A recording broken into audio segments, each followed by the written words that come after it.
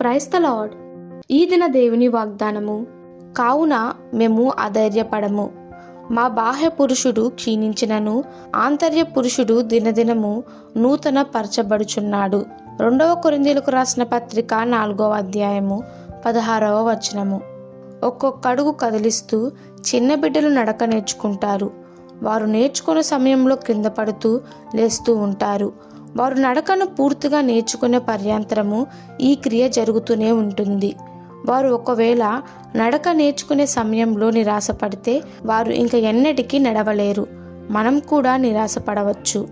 ఆ విధముగా నిరాశపడటం మన జీవితంలోనే కాదు, అందరిలో ఆ సంగతులు తప్పక జరుగుతూనే ఉంటాయని జ్ఞాపకం ఉంచుకోవాలి. మన ప్రవర్తన తీరును, మన విశ్వాసమును పరీక్షించుకుంటకే ఈ విధమైన ఏర్పాటు చేయబడినది. అటువంటి సమయంలో మనం మన ప్రయత్నము మానుకుంటున్నామా లేక మళ్ళీ ప్రయత్నిస్తున్నామా? నీతిమంతుడు 7 సార్లు పడినను తిరిగి లేస్తాడు అని బైబిల్ చెప్తున్నది. అనగా నీతిమంతుల సహితము పడిపోతారని మనం గమనించాలి. దేవుడు తన ఆజ్ఞలను మనకి ఇచ్చినప్పుడు తరచుగా ఏమి చేయాలో ఆయన ఒక్కొక్క మెట్టుగా మనకు చూపిస్తున్నాడు. అయితే కొందరు తమ పూర్తి భవిష్యత్తును గురించి ముందుగా కనబడితే కానీ మొదటి అడుగు వేయటకు ఇష్టపడరు. ఈ ప్రాముఖ్యమైన విషయాన్ని గమనించుకోవాలి.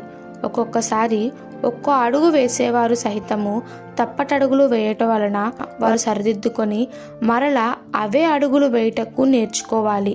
అయితే తాము నడవవలసిన త్రోవలో నిరాశ చెంది ఆగిపోయే వారి జీవితము నిష్ఫలితమైన జీవితము. నిరుత్సాహము వలన అనేక చిక్కులు కలుగును.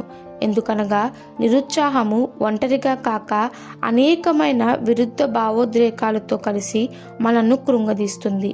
విశ్వాసము ఎంతో సామాన్యమైనది. మనము చేయగలిగినది మనం జరిగించిన, మనం చేయలేని దాని విషయమై దేవుని నమ్ముకోవాలి. కనుక మనం చేరవలసిన గమ్యము ప్రాముఖ్యమైనది. కానీ ముందుగా మనము ఆ గమ్యాన్ని నేర్చుకునే ప్రయాణం గూర్చిన నేర్పును మనం కలిగి ఉండాలి. మన భారమంతా ప్రభు మీద వేసినప్పుడు మనం ఎటువంటి నిరుత్సాహము లేకుండా ముందుకు సాగుతాము. అట్టి విశ్వాసము ప్రభు మనకు దయచేయుచున్నాడు. ఈ దిన దేవుని వాగ్దానము మనందరి జీవితంలో నెరవేరులాగున ప్రభు కృప మనకి తోడై ఉండునుగాక. ఆమెన్. God bless you.